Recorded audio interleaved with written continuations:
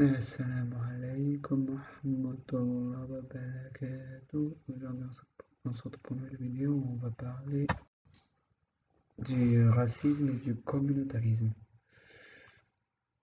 Alors, d'abord, pour commencer, le racisme est un péché grave en islam que le prophète Mohammed sallallahu alayhi wa sallam a dit lors du sermon de Dieu, le dernier prêche qu'il a fait avant sa mort. Certes, un arabe n'a pas l'avantage sur un non-arabe et un non-arabe n'a pas l'avantage sur un arabe, si ce n'est que par la piété.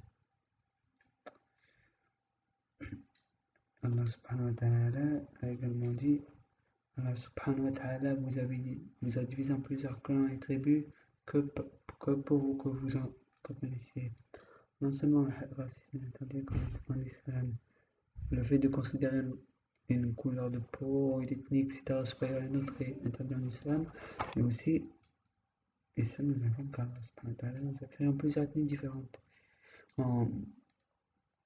Vous avez des berbères, des indiens, des chinois, plein de cultures très différentes les unes des autres. Par exemple, un marocain ne va pas manger de la même façon qu'un français, ou un saoudien n'a pas la même médecine qu'un anglais. Les choses où la langue est différente selon les pays. Par exemple, le dialecte algérien est différent de celui marocain, bref, des différences. Et Allah subhanahu wa ta'ala a dit qu'il a fait ça pour qu'on s'entre-connaisse, pour découvrir la culture de l'autre, car le multiculturalisme, connaître la culture de l'autre est une richesse pour l'islam, et moi je suis d'accord, car pour moi, découvrir la culture de l'autre, comment il vit, comment comment son peuple vit, d'où il vient, etc. Comme les gens aiment savoir d'où je viens, etc. Même si parfois les critiques peuvent être similaires. Par exemple, un Marocain et un Rif, où on parle la même langue, il y a des choses qui évidencient dans leur histoire. Il y en a où un Marocain et un Sénégalais, ils n'ont pas la même culture, même s'ils viennent tous d'Afrique.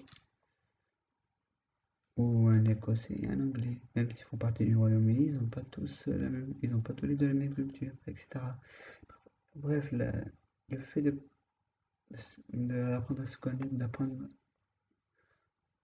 les différences de l'autre, comment il vit, et accepter ces différences, c'est une richesse qui est ordonnée, recommandée et acceptée par l'islam. Le fait de se considérer supérieur à eux à cause de notre ethnie, ou le fait de considérer cette ethnie comme une vermine, comme on peut dire, par exemple les nazis avec les juifs, et cela est illicite dans l'islam.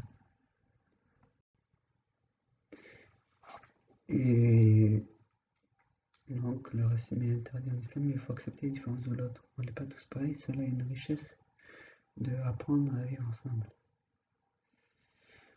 Quant au communautarisme, même moi, surtout au sein de la communauté musulmane, beaucoup pensent que seuls les Arabes peuvent pratiquer l'islam. Par exemple, moi je ne suis pas arabe, j'ai peut-être du sang arabe, mais en tout cas je suis surtout berbère et rif. Bon, dans la famille où j'ai vécu, ils parlaient surtout berbère, et jamais appris ne serait-ce qu'un mot en arabe par les mots basiques et les mots religieux. Pourtant je suis musulman, alors que je ne suis pas arabe. Et par exemple, Bilal alayhi salam, qui est un compagnon proche du prophète Mohammed sallallahu alayhi wa sallam, son muezzin, celui qui faisait l'appel à la prière, il était noir, il n'était pas arabe, pourtant il était musulman. Donc ça change rien. Et beaucoup de personnes font des différences. Par exemple, on va blâmer une Marocaine parce qu'elle se marie avec un Sénégalais.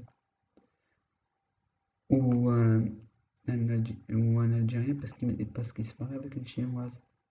Tant que la personne est musulmane, ça ne change rien. Pas par la culture, la langue que vous parlez, la façon dont vous mangez, vivez, etc. Vous restez musulman. Et Allah subhanahu wa ta'ala n'a que faire de la culture et l'endroit d'où vous venez, vous restez musulman. Car le jour du jugement dernier, ce ne sera pas vos origines qui compteront, ni votre culture, ni votre langue, et ce sera le hasanat, la piété. Lors de l'annexion du Maghreb par les Arabes après les 4 premiers califes qu'Allah subhanahu wa ta'ala les agrée, beaucoup d'entre eux avaient manie de considérer comme inférieurs les Amazirs, les Berbères, qui étaient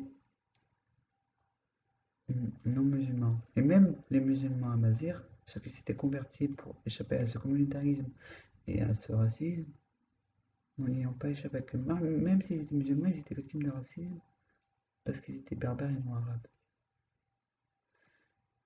Ah, et cela est une chose grave, et peu importe la couleur de peau, peu importe la culture, on reste musulman. Par exemple, Moussa salam était juif, Mohammed sallallahu alayhi wa sallam était arabe. Même les prophètes n'étaient pas tous du même peuple, pourtant ils restaient musulmans. Donc je répète encore une fois, on n'a pas à se séparer. En fait, on ne doit pas essayer d'éviter les autres à cause de leur origine, parce qu'ils n'ont pas la même culture que nous, que ce soit dans le mariage, l'amitié. Par exemple, moi je suis rive, je ne vais pas traîner qu'avec des rives, ou des berbères, que des berbères. Tu dois t'entendre avec tout le monde, pas par la culture, parce que si tu fais du communautarisme, c'est de la division, tu veux diviser les musulmans, ce qu'Allah subhanahu wa ta'ala a condamné. Donc fais attention à avoir une telle attitude, de près ou de loin. Salam alaikum wa rahmatullahi wa barakatuh, qu'Allah subhanahu wa ta'ala vous bénisse.